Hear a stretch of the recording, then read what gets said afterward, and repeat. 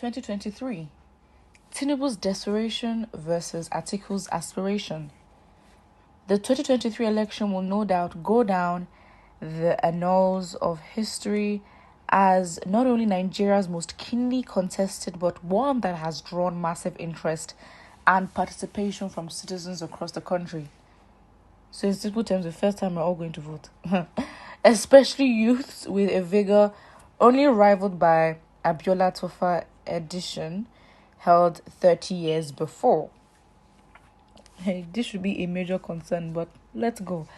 As the elections draw in, the Nigerian political space has been dotted with various electoral developments, heightened emotions, and the unending drama that has become somewhat typical of our political reality, with the most recent being an exchange between the two presidential candidates, Bola Ahmed Tinubu of the APC and Alhaji Atiku of the PDP, stemming from a recent television interview granted by the latter.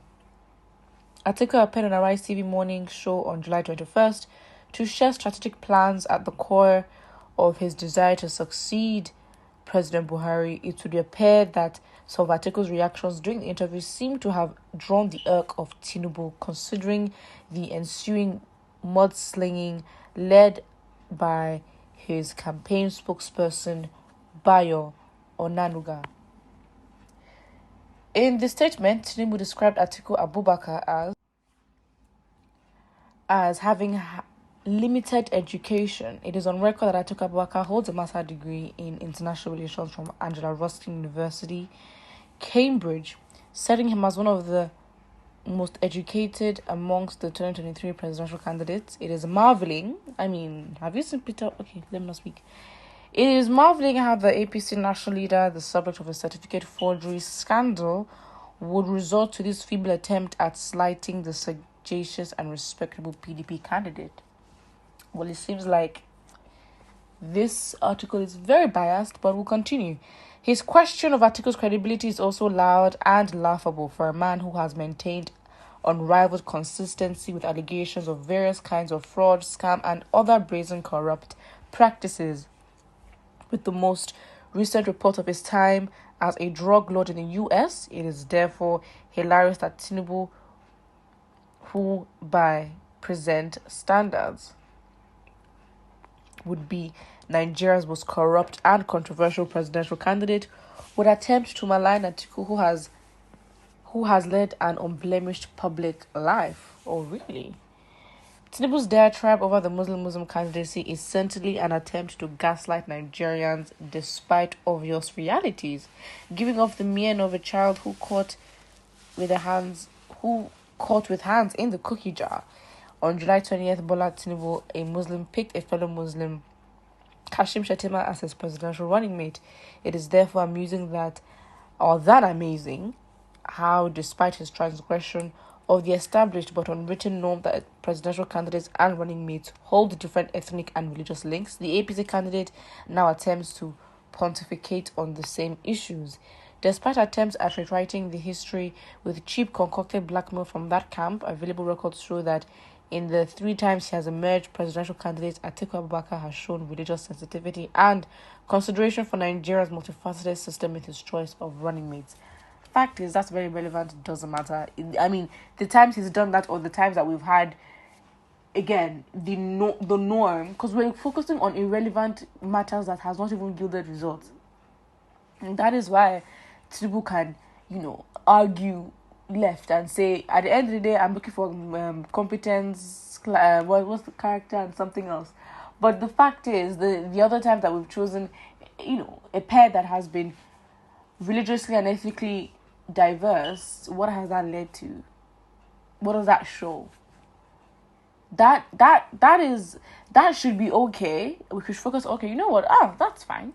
Great. You're politically you're ethnically and religiously, diverse as a pair, as the president and vice president. Great, fantastic. We sweep that to the side. That is not something we now focus on and be like, oh, are you fair or are you not fair? Does that make you a good person or a bad person? It's just an aspect, or I guess a box ticked off of what our requirements are.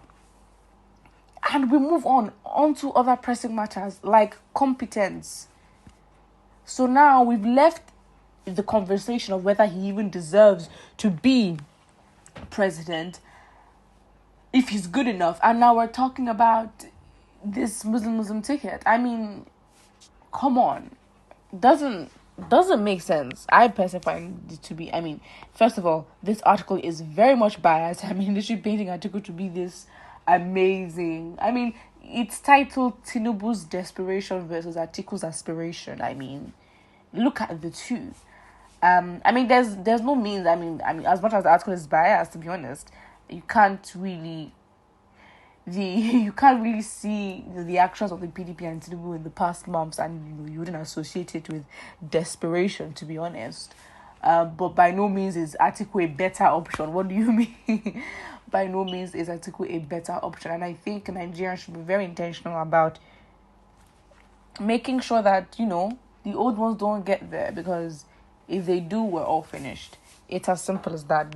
I'm not saying that we need to have a Jesus to be in office, but these are far from it. And so if I've heard conversations with some people saying, you know what, since we're used to the heartbreak and disappointment of previous times, let's just, okay, fine, if Tinubu doesn't win and Atiku wins, I think people are sort of already negotiating with themselves, or I guess choosing the better of two evils.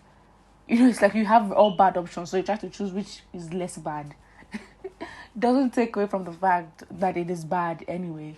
So yeah, people are sort of getting there because, with other presidential candidates and how things have been in corruption, how do you track and how do you make sure that your person wins? I mean, campaigns are starting and they are already in progress. So we will see, this on which party and the strength of, the party's campaign, and you can, start to make more realistic judgments of, since it's a game of numbers, as they say, we'll see where the numbers lie.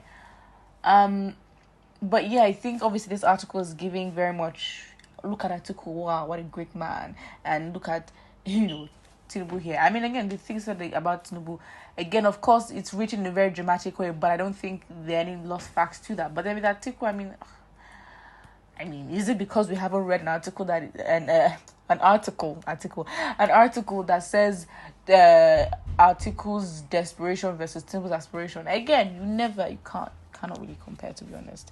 It is what it is. Put what you think in the comment section below, and don't forget to like and subscribe.